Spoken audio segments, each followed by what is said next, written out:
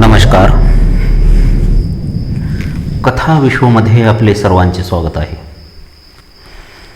कथा विश्व सादर करीत आहे अण्णाभाऊ साठे लिखित कथा सोन्याचं शेत.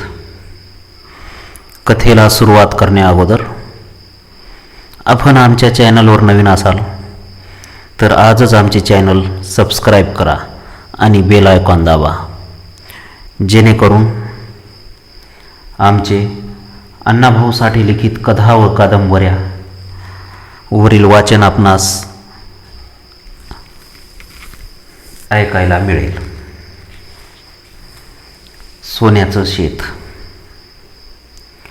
आता निश्चित चौगुल्याचं सोन्यासारखं शेत जाणार, नाहीतर त्याच्या करत्या मुलाचा खून होऊन त्याच्या भरल्या संसाराची राख रांगोळी होणार. आणि काहीही झाले तरी गंगू चौगुल्याचा निर्वंश टळत नाही.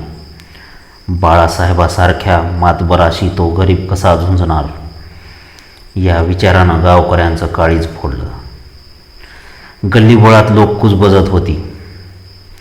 चौगुल्याला गारद करण्यासाठी बाळासाहेबानं कंबर बांधली होती, हे सर्व गावकऱ्यांना माहीत झाले होते. बाळासाहेबाच्या भरभराटीची दौड बघून कैकांची मती गुंग झाली होती. 10च वर्षात तो 50 एकरांचा धनी झाला होता. कृष्णाकाठची सुपीक शेती त्याचं वैभव वाढवित होती. त्याच्या चलतीचा रूळ गरीब शेतकऱ्यांच्या घरदारावरून दर साल फिरत होता. 2 इंजिने कृष्णा नदीचे पाणी ओढून त्याच्या शेतात सोनं पिकवित होती. त्याच्या पुढं मी म्हणणारा पापण्या पाडीत होता. तो शेतकऱ्यांना जमीन मागत होता आणि ते त्याला आपली जमीन विकून टाकीत होते. जो कोणी त्याला विरोध करीत होता तो बेपत्ता होऊन त्याच्या संसाराची राख होत होती. कैक बेपत्ता झाले होते, परंतु ती खुशाल असल्याची पत्र त्यांच्या घरी येत होती. देवा, एवढ्या बाळासाहेबाची नजर माझ्याकडे वळू देऊ नको, असं शेतकरी देवाला विनवित होते. परंतु यावर्षी बाळासाहेबांची नजर गंगू चौगुल्याकडे वळली होती, कारण चौगुला हा त्याचा शेजारी होता. त्याची 12 एकर जमीन बाळासाहेबांच्या डोळ्यात सलत होती. ती काळजाच्या तोडीसारखी जमीन आपल्या इंजनच्या पाण्यानं सोनं पिकविल असं बाळासाहेबाला वाटत होतं.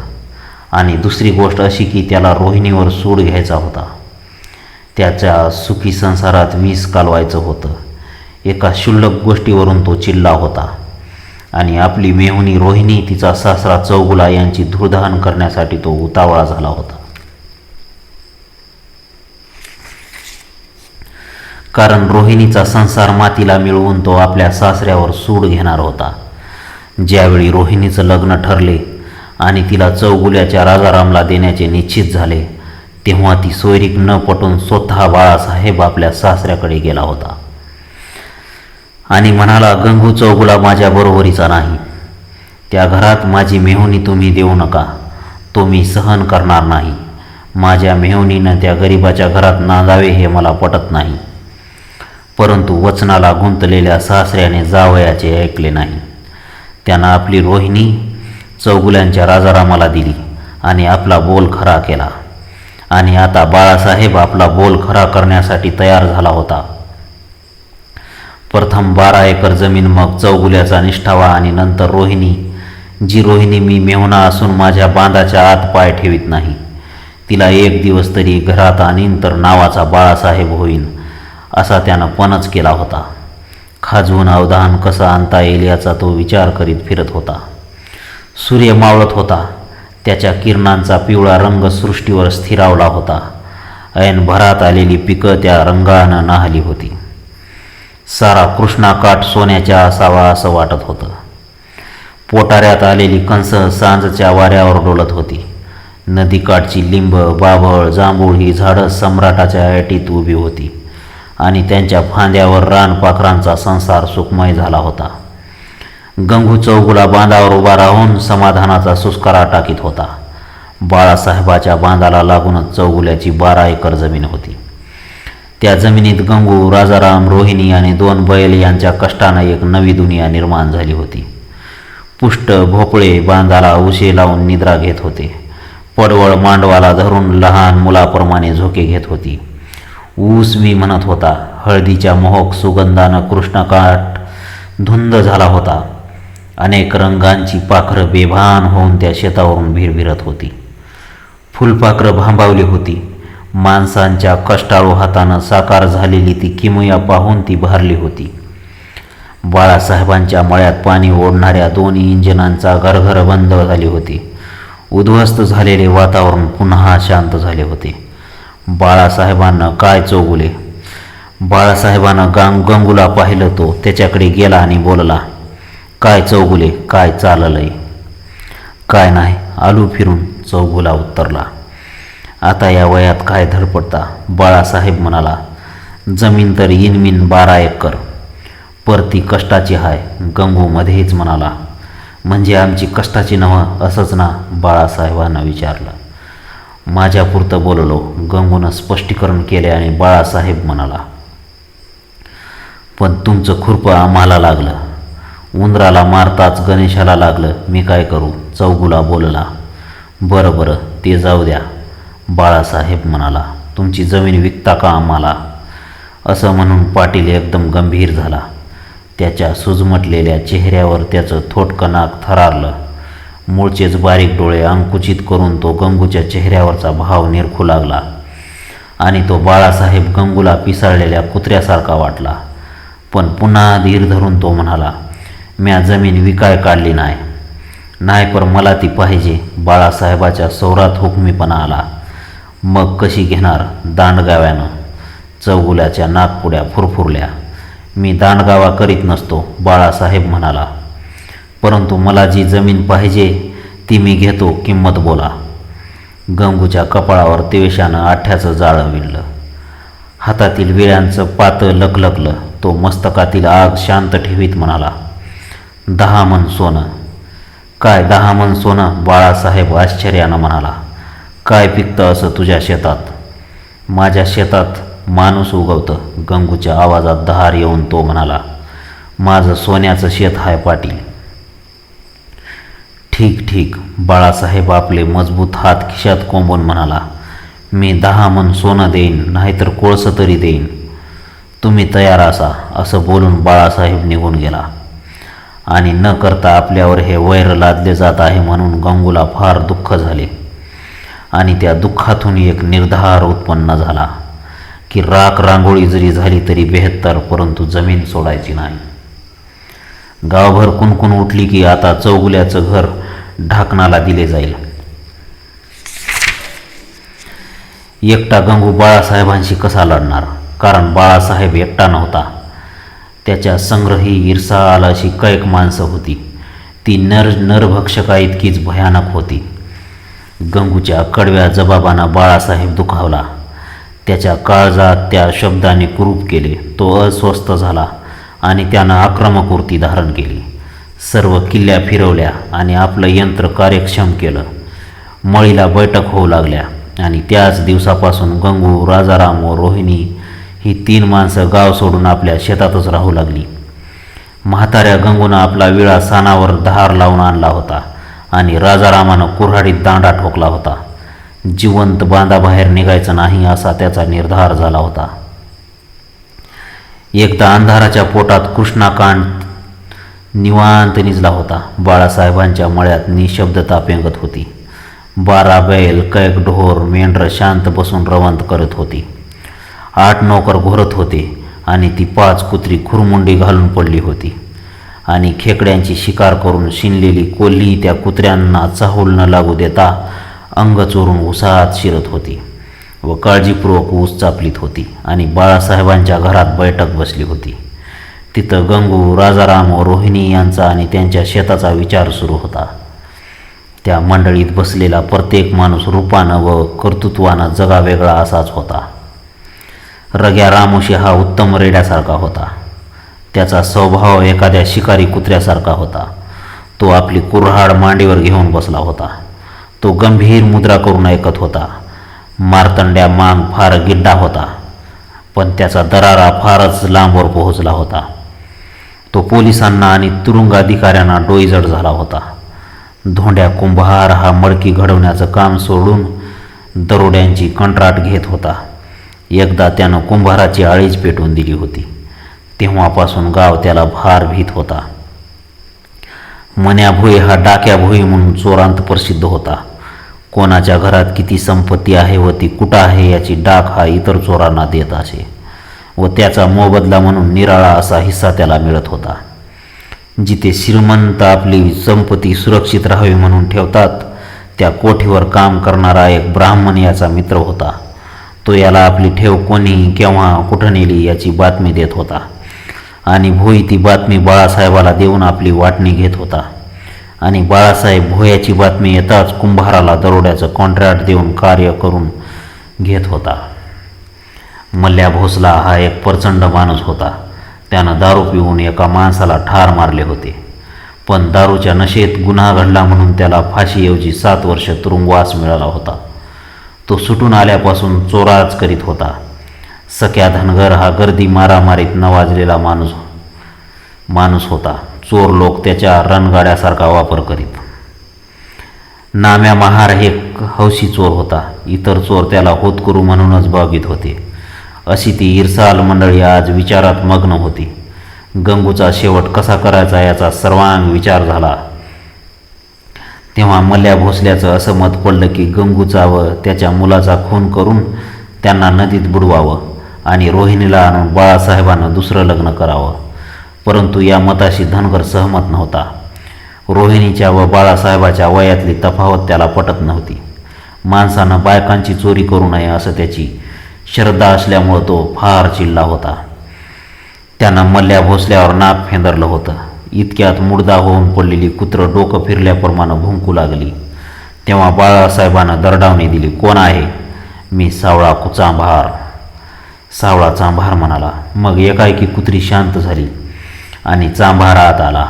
हा चांभार शहाणपणानं किंचित वडील होता. त्याला पेच प्रसंग सांगून धनगर म्हणाला, आज पातूर आम्ही या गावची 5 माणसं मारून त्यांची जमिनी ह्या बाळासाहेबासनी दिल्या. पर आता चौगुल्याला मारून त्याची सून बाळासाहेबासनी देण्याला माझा सक्त विरोध आहे. अहो ती माझी मेहुणी आहे. बाळासाहेब मध्येच म्हणाला, ते सोडा, जमिनीबद्दल बोला. जमीन तुम्ही खुशाल घ्या. सख्या शांत होऊन म्हणाला आणि चांभाराला बोलण्याची सवड सापडली. तो म्हणाला, ऐका मंडळी, 40,000 चौगुल्याची 12 एकर जमीन म्या पाटलासनी द्यायचं कंत्राट ठरतंय का? आणि हे कंत्राट जर पुरं नाही झालं तर? बाळासाहेब गुरगुरला. तर मी जीभ कापून देईन. चांभारानं मिशीला पीळ भरीत उत्तर दिलं. चला झालं काम. ह्यो बी खटला सेशन केमिट करा. रंग्यानं विनोद केला. उठा बरं आता. मारतंड्या मांगानं निघण्याचा तगादा लावला. उठता कसं? बाळासाहेब म्हणाला, एक कुंभार दरोड्याचं कंत्राट घेणार का? बोला कसं ठरवता? कुंभार गंभीर होऊन म्हणाला, तूच सांग काय करणार ते. बाळासाहेब म्हणाला, 10,000 रुपये. कुंभारानं म्हटलं आणि बाळासाहेब म्हटला, ठरलं, पण 30,000चं सोनं आणि रोख रुपये 10,000 जसंच्या तसं आलं पाहिजेत. एक पैबा जमाव जा होणार नाही, कुंभारानं ठासून सांगितलं. कधी निघणार? बाळासाहेबानं विचारलं. झाला ह्यो बी खटला सेशन कमिट. रामोशाला आनंद झाला. ऊस चापलून ढेपलेल्या कोल्ह्यांनी मळीला हुक्की दिली. पहाट होत असल्याचा त्यांच्या लक्षात येऊन त्यांनी रानात पळ काढला आणि कोल्ह्यांनी दगा दिला म्हणून निजलेली कुत्री जागी होऊन उंच गळा काढून रडू लागली. मेलेल्या मैलाच्या मैल पसरलेल्या काळ्याभोर जमिनीवर गडद अंधार आडवा पडला होता. मूळच्या ओसाड प्रदेशात काळोखानं उग्र रूप धारण केलं होतं. त्याच्या पुढं तजोमय नक्षत्र निष्प्रभ ठरली होती. सर्वत्र निशब्द वातावरण पसरले होते. ते सर्वजण एकापाठी एक असे निघाले होते. त्यांनी आपापली हत्यारं नीट धरली होती. सर्वांच्या मागे बाळासाहेब होता आणि पुढं 7 बारी पिस्तूल घेऊन कुंभार निघाला होता. कोणी काहीच बोलत नव्हते. आपण ज्या गावात शिरणार तो जिल्ह्याचाच गाव आहे. तिथं पोलीस बळ भरपूर आहे. त्यावर आपण कशी मात करणार हे काम कठीण आहे. जर आपण पकडलं गेलो तर मग काय होणार? किती मार, किती शिक्षा, मग बायका मुलाचं काय? या अशा विचारांच्या वनव्यात होरपळत ती मंडळी निघाली होती. आणि एवढं काय झालं की 40,000चा माल हाती येणार. त्याच जोरावर चांभार गंगूची जमीन आपणाला देणार. मग त्या गंगूची धूळदान होऊन रोहिणी माहेरी जाईल. मग आपण जाऊन किंवा तिच्या बहिणीला पाठवून त्याच दिवसांसाठी रोहिणीला आपल्या घरी आणू आणि मग अशा विचारांचे मनोरे रचित बाळासाहेब पाय ओढीत चालला होता. तो ओसाड प्रदेश त्यांनी ओलांडला आणि ते एका बाबूळवनात आले आणि त्यांना जवळच घरांच्या उंच आकृत्या दिसल्या. त्या पाहून त्या सर्वांची काळज थरारली. त्यांच्या हृदयात एक निराळीच हुरहुर शिरली. आपल्या काळजातून काहीतरी झिरपत असावं असं त्यांना वाटू लागलं आणि किती उशीर त्यांच्या मनात दडलेली भीती मावळली. निर्भयतेचा उदय झाला. कचखाऊ विचार पांगळे झाले व आक्रमक वृत्ती उफाळून वर आली. एका प्रचंड बाबळीखाली थांबून बाळासाहेब म्हणाला, आला रे गाव. आपापलं जोडं काढून ठेवा आणि हे पहा, आपल्यापैकी कोणाला टाकून येऊ नका. जर कोणी जखमी झाला तर त्याला ठार करा. आम्हाचनी हे नवं नाही, धनगर फुसफुसला. ते खरं आहे, पण हा गाव नवा आहे. बाळासाहेब म्हणाला, इथं पोलीस ठाणं बलिष्ठ आहे. कुंभार, तू पिस्तुलाचा वापर नीट कर. एक गोळी वाया घालवीत नाही. कुंभार म्हणाला, चला गा. गाव मरगळ घेऊन बसला होता. वाट आडवी तिडवी पडली होती. कुठंतरी एखादा गाव पंचायतीनं लावलेला कंदिलाचा दिवा मिणमिणत होता. गाव पंचायतीनं दिवं लावलं या नोंदी पलीकडे त्या दिव्यांचं अस्तित्व जाणवत नव्हते. जागोजाग पडक्या घरांचे ढिगारे, दगडांचे खिळे आणि झुडपं यांनी गावात गर्दी केली होती आणि पहारेकरी पेंगत गस्त घालीत फिरत होती. बोलाचा चक्रव्यूह भेदीत ते 7 जण निघाले होते. सर्वांच्या पुढं मन्या भोई होता. त्याच्या मागे कुंभार चालत होता. मध्येच धनगर डुलत होता आणि नाम्या जिकरीनं पळत होता. रंग्या, मारतंड्या, मल्या हे निर्भयपणे खंबीर पावलं टाकीत होते. कितीतरी वळणे मारीत ते एका प्रचंड दगडाच्या खिंडारापाशी आले आणि भोई थांबला. हेच ते घर. भोयानं खाली बसून एका घरावर बोट रोखलं. त्याबरोबर सर्वांनी डोळे फाडून तिकडे पाहिले. त्यांची हृदये अतिवेगाने धडधडू लागली. नाम्या तक्रारीच्या स्वरात म्हणाला, बरंच अडचणीत हाय. चला, भोई म्हणाला आणि थोड्याच अंतरावर गस्त आली. त्याबरोबर त्यांनी ती खिळ्याआड बसून चुकवली. बंदुकीची धुंड खाद्यावर घेऊन पोलीस हाहू करीत निघून गेले आणि ते 7 जण त्या घराला चिकटले. कुणी खोकू नका, मारतंड्या आपलं काम कर. मारतंड्यानं आपली खीळ बाहेरून मारायचं काम सुरू केलं. नामा हळूच फुसफुसला, घराचा मालक कोण आहे? का त्याच्या संग लगीन करायचं आहे? चांबारानं बोचक्या स्वरात विचारले. नव, म्हातारा आहे का तरणा? नाम्यानं पुन्हा म्हटलं. ते बघ. आणि तसंच रंग्या चिल्ला आणि कुंभाराने त्याला दाबलं. तो बामण आहे, बामण. मन्या म्हणाला, तो लढाईवर गेला होता. मग आता लढाई होणार का? मल्ल्या भोसल्यानं चमकून प्रश्न केला.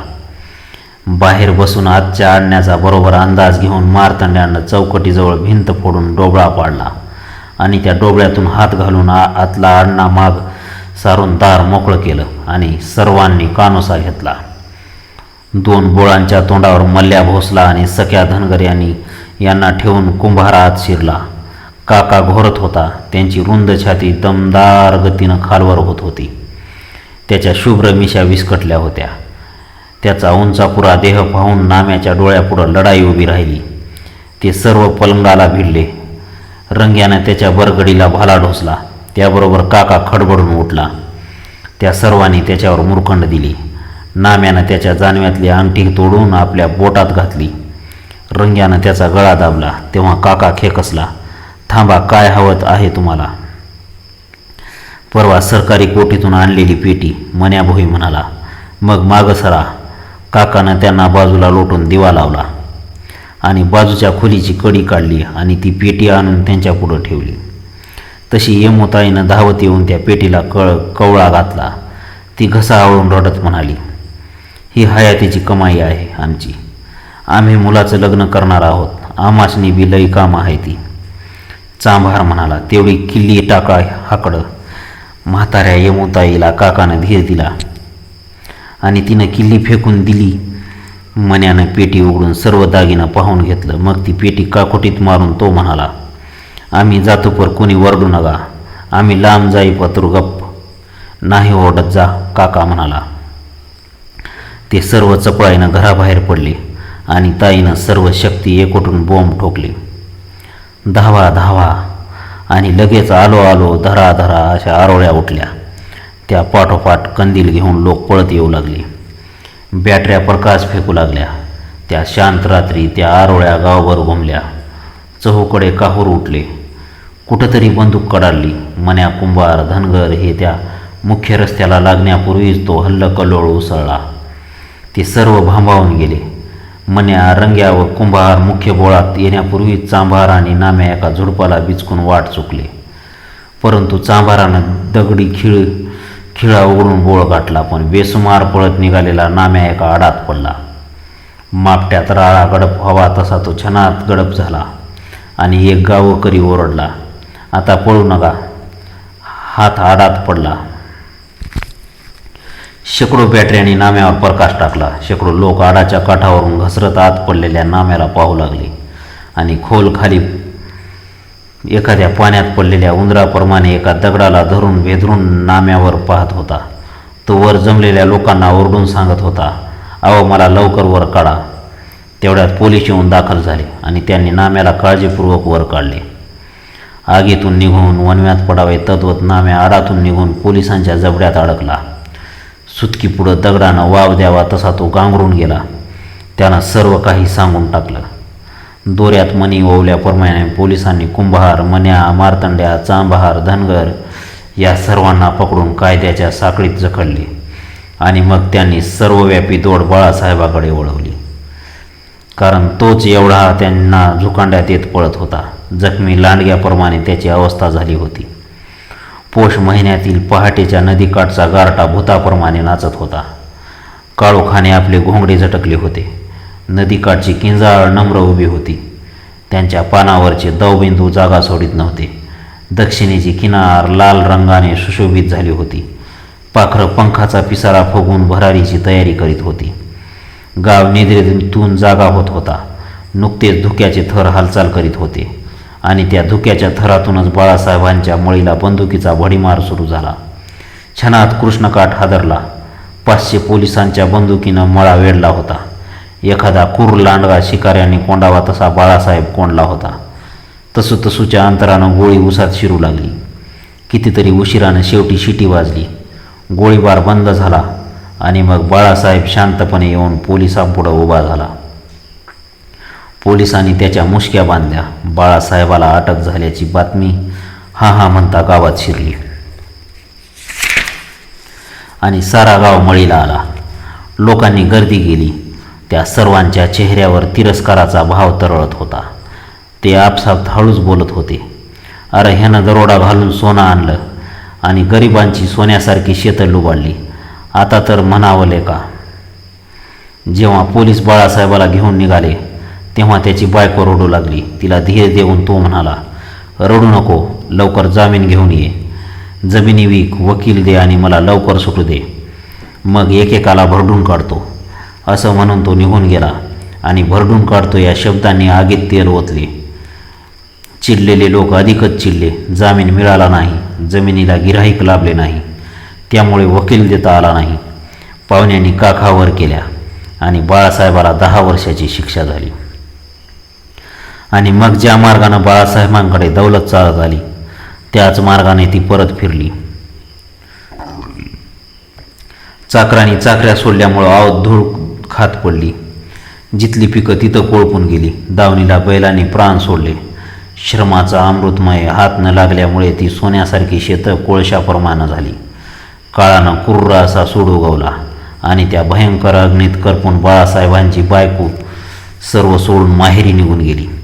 बाळासाहेबांच्या मळ्यात ढोरं गुरं चरू लागली. धनगराची मेंढरं बाबळीची धामुके खाऊन एकदा त्या मळ्यात चरायला आली. त्यांनी ते लेंड्यातून तिथं टाकलं. मग पावसाळा आला. कसदार जमिनीत त्या बिया इरडल्या. त्याला अंकुर आले. पुन्हा पावसाळा आला आणि त्या अंकुरांची झुडपं झाली. 10 वर्षात त्या मळ्यात बाबळीचं बन उगवलं आणि बाळासाहेबांची तुरुंगातून सुटका झाली.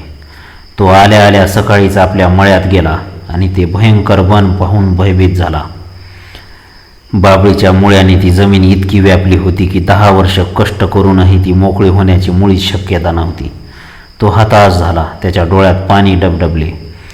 ज्याच्या शेतीसाठी आपल्या दौलतीची राख झाली त्या गंगू चौगुल्याच्या शेताकडे त्यानं पाहिलं तेव्हा त्याच्या डोळ्यातून अश्रू गळले. रोहिणी बांधावर उभी होती. ती गोफण घेऊन पाखरं उडवत होती.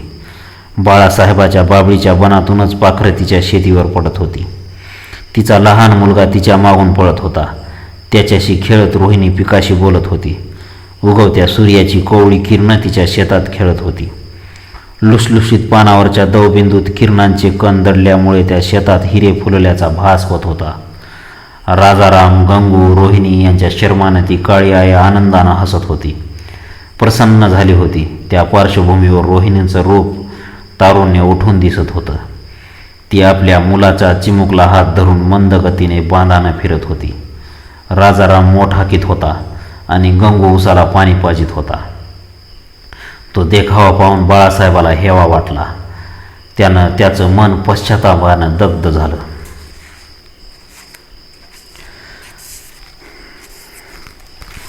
आमचे व्हिडिओ आवडले असतील तर आमच्या चॅनलला सबस्क्राईब करायला विसरू नका. आणि हो, व्हिडिओ शेअर करा, कमेंट करा. धन्यवाद.